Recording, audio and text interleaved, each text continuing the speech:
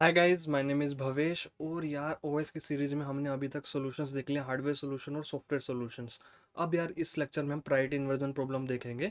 Then we will move to the semaphores. तो उसके बाद हम फिर सेमाफोर्स के बारे में जानेंगे। अभी एक बार छोटी सी प्रॉब्लम प्रायोरिटी इन्वर्जन प्रॉब्लम बोलते हैं, जिसे इस प्रॉब्लम को देख लेते हैं और इसका सोल्यूशन देख लेते हैं फटाफट।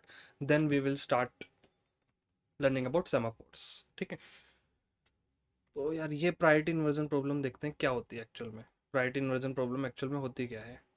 देखिए, आपकी ये मान लीजिए रेडी क्यू है। ये आपकी रेडी क्यू है, ठीक है, रेडी क्यू है। इसके अंदर प्रायोरिटी, लो प्रायोरिटी की प्रोसेस आई और एक हाई प्रायोरिटी की प्रोसेस आई। आई नहीं है अभी तक हाई प्रायोरिटी की प्रोसेस आई नहीं है। बट अभी लो प्रायोरिटी की प्रोसेस आ गई है रेडी क्यू में, ठीक है। वो सीपीयू में एग्जीक्यूट होनी शुरू हुई, सीपीयू में एग्जीक्यूट होने की शुरू हुई। और सीपीयू में ही क्रिटिकल सेक्शन भी है आपका, एक मिनट, ठीक है जी। तो ये आपका क्रिटिकल सेक्शन है, ये एग्जीक्यूट होनी शुरू हुई। इसने नॉन क्रिटिकल सेक्शन वाली सारी की सारी इंस्ट्रक्शंस रन करके क्रिटिकल सेक्शन में आ गई आपकी पीएल। पीएल आपकी क्रिटिकल सेक्शन के अंदर आ गई, क्रिटिकल सेक्शन के अंदर आ गई, ठीक है। अब क्या होगा, एक हाई प्रायोरिटी प्रोसेस आई। अभी पीएल क्रिटिकल सेक्शन में हाई प्रायोरिटी प्रोसेस आई, ठीक है। ये मान लीजिए पूरा का पूरा सीपीयू का high priority process I. High priority process क्या बोलती है, हाई प्रायोरिटी प्रोसेस बोलती है यार लो प्रायोरिटी प्रोसेस तू हट जा। लो प्रायोरिटी प्रोसेस यहीं पर प्रियम्प्ट हो जाती है। लो प्रायोरिटी प्रोसेस अगर मान लो सीपीयू में थी, यहीं पर प्रियम्प्ट हो गई, प्रियम्प्ट हो गई। बट उसने अभी तक सीएस नहीं छोड़ा, क्रिटिकल सेक्शन नहीं छोड़ा। पीएल अभी तक क्रिटिकल सेक्शन के अंदर है, उसने क्रिटिकल सेक्शन लीव नहीं किया। पीएल ने क्रिटिकल सेक्शन लीव नहीं किया, बस प्रियम्प्ट हो गए सीपीयू से, ठीक है। PH I, non critical section वाली तो उसने रन कर ली पीएच ने, बट क्रिटिकल सेक्शन में जा नहीं पा रही, क्यों? Already there is PL, already there is PL. अब इसको बोलते हैं लाइव लॉक। इस प्रॉब्लम को बोलते हैं live lock, priority inversion problem, live lock. In this scenario, low priority process didn't complete CS code but is preempted as high priority process cannot enter CS. High priority process अब CS के अंदर enter नहीं कर सकती। This scenario is called live lock. इसको बोलते हैं live lock. क्या देखो, पीएल थी, लो प्रायोरिटी प्रोसेस थी, क्रिटिकल सेक्शन वो कर लिया, क्रिटिकल सेक्शन के अंदर आ गई। अब हाई प्रायोरिटी प्रोसेस आई, जैसे ही वो लो प्रायोरिटी प्रोसेस तो प्रियम्प्ट हो जाएंगी। लो प्रायोरिटी प्रोसेस अगर प्रियम्प्ट हो जाएगी तो हाई प्रायोरिटी क्या, ठीक है, हाई प्रायोरिटी रन होना शुरू होगी। But high priority critical section को अभी भी रिट्रीव नहीं कर सकती। रीजन, लो प्रायोरिटी प्रोसेस अभी वहां पर है, लॉक लगाकर बैठी है क्रिटिकल सेक्शन पर, ठीक है। तो लो प्रायोरिटी प्रोसेस ही उसे अनलॉक कर सकती है, कोई और नहीं कर सकता अनलॉक। तो इसका सोल्यूशन निकल कर आता है प्रायोरिटी इनहेरिटेंस। प्रायोरिटी इनहेरिटेंस, इस सॉल्यूशन को बोलते हैं प्रायोरिटी इनहेरिटेंस।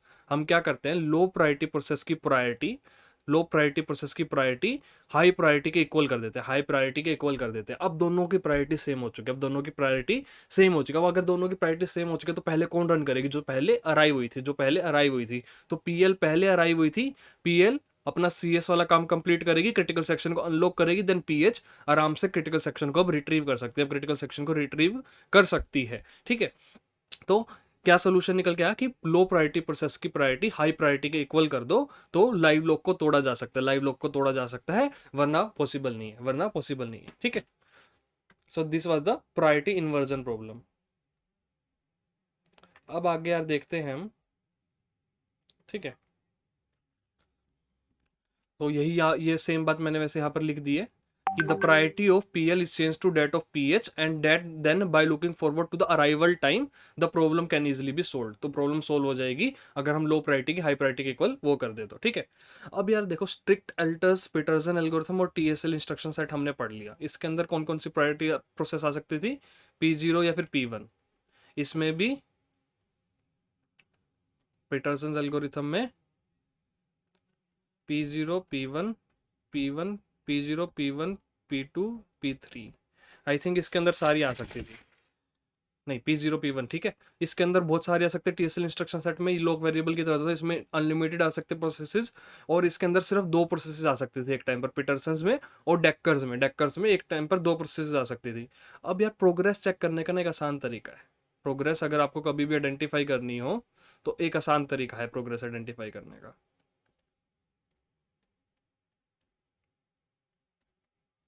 ठीक है, मान लीजिए क्रिटिकल सेक्शन है आपका, क्रिटिकल सेक्शन है आपका। आप हर बार, आप एक बार P0 डालो और दोबारा ही फिर से P0 डालने की कोशिश करो, दोबारा से P0 डालने की कोशिश करो, फिर दोबारा P0 डालने की कोशिश करो। अगर P0 चली जाती है, अगर तीनों टाइम्स P0 चली जाती है, क्रिटिकल सेक्शन फ्री है और फिर P0 को चांस मिल जाता है क्रिटिकल सेक्शन में जाने का, P0 गई, कंप्लीट हुई, फिर P0 गई, फिर कंप्लीट हुई, फिर P0 गई, फिर कंप्लीट हुई, तो प्रोग्रेस है, तो प्रोग्रेस है। सिमिलरली यहां पर, ठीक है, P0 को बार बार डालकर देखो क्रिटिकल सेक्शन में, मतलब P0 को बार बार रन करके देखो। अगर हर बार P0 को क्रिटिकल सेक्शन मिल जाता है, कंप्लीट कर देना, प्रेम्प्ट करने की कोई जरूरत नहीं है। हर बार अगर P0 को क्रिटिकल सेक्शन मिल जाता है, इसका मतलब प्रोग्रेस है। प्रोग्रेस चेक करने का बड़ा ही आसान तरीका है, बट इसके ऊपर एक कंडीशन है कि आपको पहले डेडलॉक के लिए चेक करना पड़ेगा। आगे हम डेडलॉक पढ़ेंगे, आपको पहले डेडलॉक के लिए चेक करना पड़ेगा कि डेडलॉक तो नहीं है। अगर डेडलॉक नहीं है तो ये वाला तरीका एकदम फाइन वर्क करेगा, ये वाला तरीका एकदम फाइन वर्क करेगा। अगर डेडलॉक नहीं है, पहले आपको डेडलॉक के लिए चेक करना पड़ेगा, ठीक है, कि डेडलॉक है या नहीं है। और अगर डेडलॉक है तो प्रोग्रेस डेफिनेटली नहीं है। अगर डेडलॉक नहीं है, प्रोग्रेस में और मे नॉट भी, प्रोग्रेस में और मे नॉट भी, ये बात हमें पता है, मैं ऑलरेडी बता चुका हूँ बहुत बार, ठीक है। अब बताओ लॉक वेरिएबल्स में क्या दिक्कत थी? म्यूचुअल एक्सक्लूजन नहीं था, ठीक है। स्ट्रिक्ट में था, हाँ था। पीटरसन्स में था, बिल्कुल था जी। टीएसएल में था, हाँ जी, म्यूचुअल एक्सक्लूजन था, हमने पढ़ चुके हैं, हमें पता है। प्रोग्रेस में, प्रोग्रेस थी लॉक वेरिएबल्स में, लॉक वेरिएबल्स में प्रोग्रेस चेक करके देख लो, 2 बार P0 डालकर देख लो, चली जाएगी। इसका मतलब प्रोग्रेस है, प्रोग्रेस है, ठीक है। बाउंडेड वेटिंग नहीं होती इसके अंदर, लॉक वेरिएबल्स के अंदर बाउंडेड वेटिंग नहीं होती, ठीक है। इट्स काइंड ऑफ लाइक उसकी तरह, टीएसएल इंस्ट्रक्शन सेट की तरह। हमने देखा कि टीएसएल इंस्ट्रक्शन सेट में बाउंडेड वेटिंग नहीं थी, टीएसएल इंस्ट्रक्शन सेट में बाउंडेड वेटिंग नहीं थी, हमने देखा था राउंड रोबिन लगा के। तो सिमिलरली इसमें भी राउंड रोबिन लगाकर देखना, इसमें भी नहीं है, इसमें भी नहीं है, ठीक है। स्ट्रिक्ट अल्टरेशन में प्रोग्रेस नहीं थी, हम ऑलरेडी चेक कर चुके हैं, स्ट्रिक्ट अल्टरेशन में प्रोग्रेस नहीं थी। हमने 2 बार P0 डालकर देखा, P1 की टर्न आ रही थी, P0 जा ही नहीं पा रहा था, जबकि CS फ्री था, जबकि क्रिटिकल सेक्शन हमारा फ्री था, तो इसके अंदर प्रोग्रेस नहीं होती। पीटरसन एल्गोरिथम में, हाँ जी, PSL इंस्ट्रक्शन में प्रोग्रेस थी, बट बाउंडेड वेटिंग इसमें नहीं थी। इनमें दोनों है, बाउंडेड वेटिंग भी थी, ठीक है।